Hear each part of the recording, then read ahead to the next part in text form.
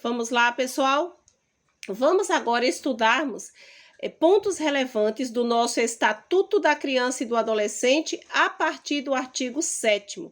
Ano de 2026 começou, nós estamos aí firmes e fortes para alcançarmos mais uma ou a primeira aprovação em concursos públicos da área da educação. Vamos que vamos. Pessoal, quando se pensa sobre o artigo 7º, ele está nos Direitos Fundamentais, título 2, capítulo 1, do direito à vida e à saúde. Então, esses pontos relevantes aqui vão versar sobre vida e saúde. Vamos lá. O artigo 7º, ele traz a seguinte redação. A criança e o adolescente têm direito a, grifem, proteção à vida e à saúde. Só isso. Mediante a efetivação de políticas sociais públicas que permitam, grifem, o nascimento e o desenvolvimento sadio e harmonioso. Parou o grifo aí. Em condições dignas de existência. Então, não basta que a criança e o adolescente tenham direito a nascer. É de suma importância que o ambiente em que eles vivam seja um ambiente sadio e harmonioso. Que essas crianças e adolescentes tenham condições de se desenvolver, de crescer em condições dignas de existência, ok? Vamos lá, artigo 8º. É assegurado a todas as mulheres o acesso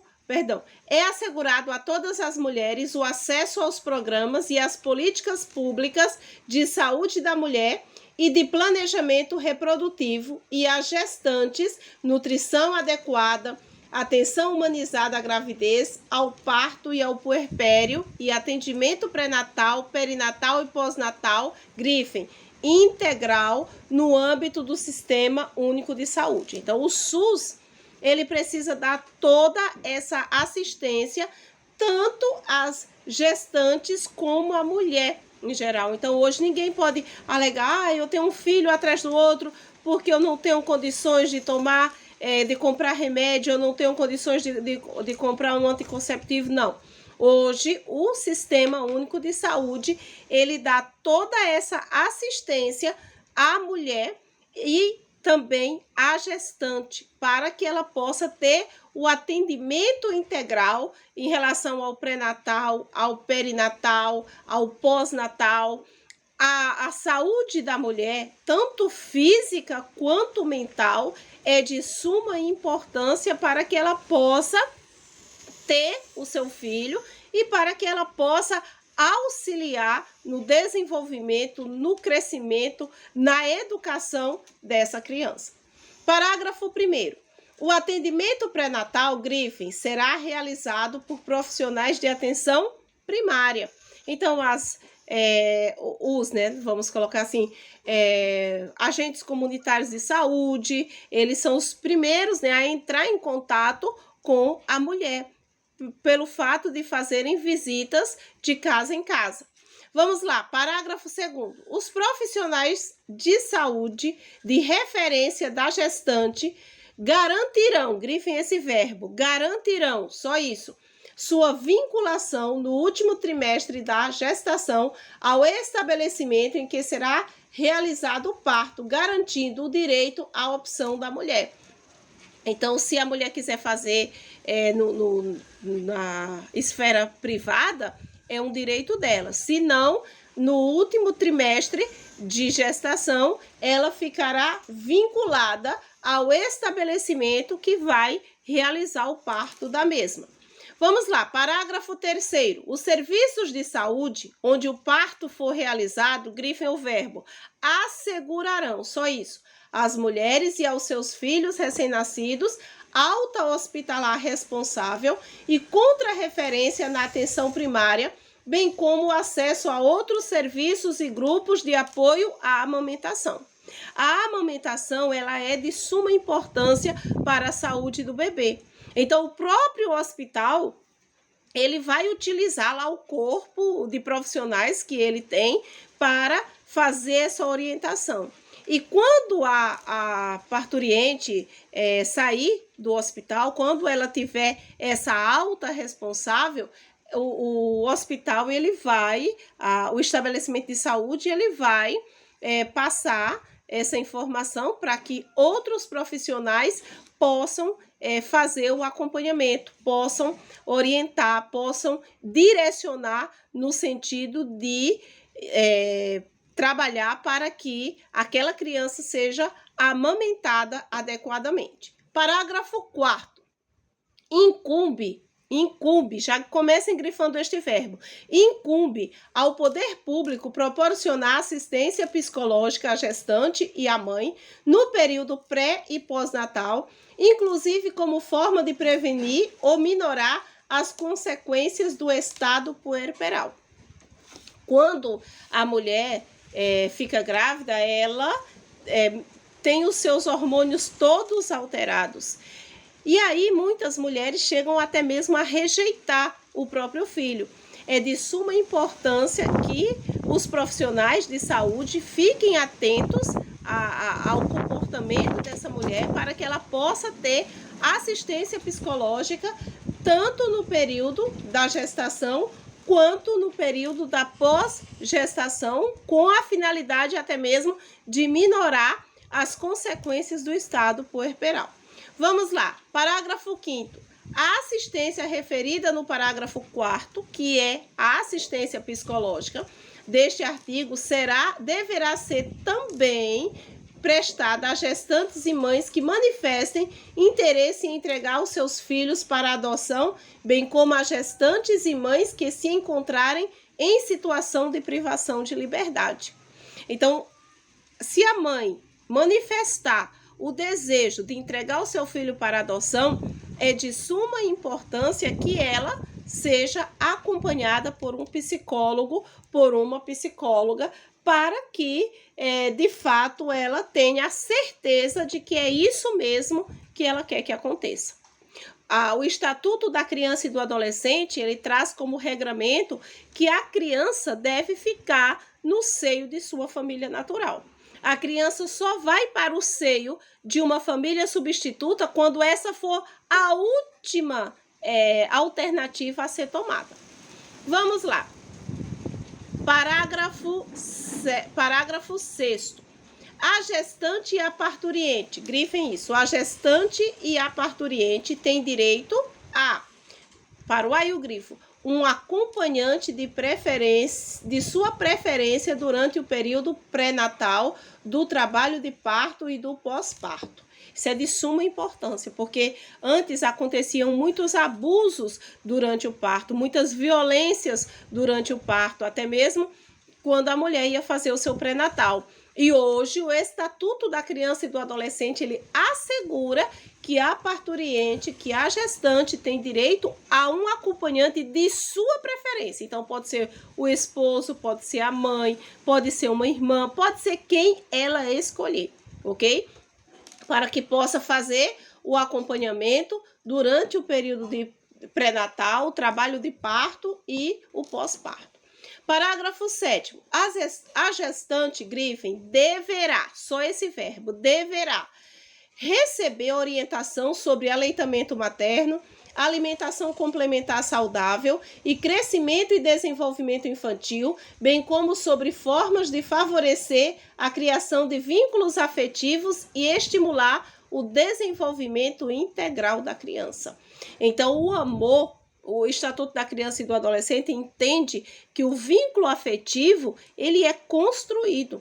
Então, nós mães, precisamos ter orientação sobre isso. A mãe, a gestante, ela precisa ter orientação sobre isso para que ela possa criar vínculos afetivos, para que ela possa estimular o desenvolvimento da criança. O que mais? Parágrafo 8º. A gestante tem direito a acompanhamento saudável, grifem, durante toda a gestação e a parto natural cuidadoso, parou aí, estabelecendo-se a aplicação de cesariana e outras intervenções cirúrgicas por motivos médicos.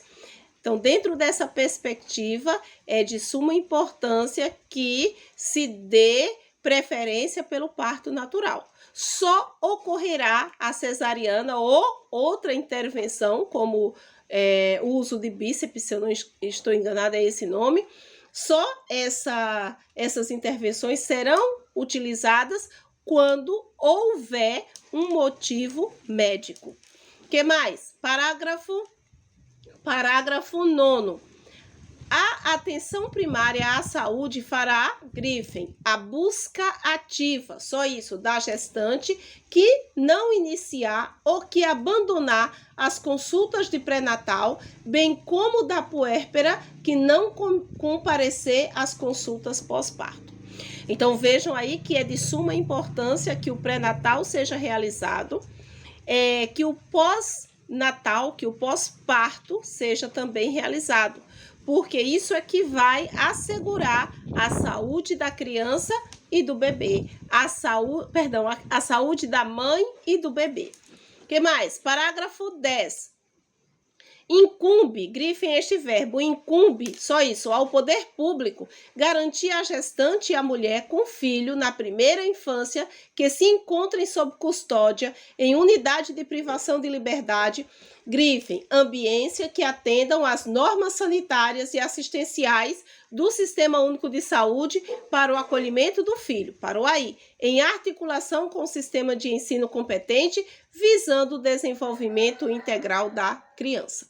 Então, vejam bem, a mãe que estiver presa, que estiver em situação de privação de liberdade, ela tem que ter assegurada uma ambiência que assegure a saúde daquela criança, que assegure a educação e que seja ofertado um ensino competente para que haja o desenvolvimento integral daquela criança. O que mais? Parágrafo 11. A assistência psicológica à gestante, à parturiente e puérpera deve ser indicada após a avaliação do profissional de saúde no pré-natal e no puerpério, grifem, com encaminhamento de acordo com o prognóstico. Então, é de suma importância que os profissionais de saúde, identificando a necessidade de assistência psicológica, façam o encaminhamento de acordo com aquela necessidade. Artigo 8º.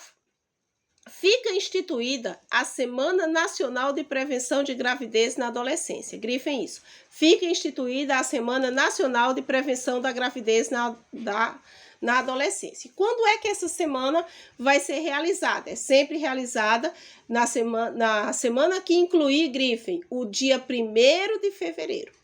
Qual é o objetivo da Semana Nacional de Prevenção de Gravidez na Adolescência?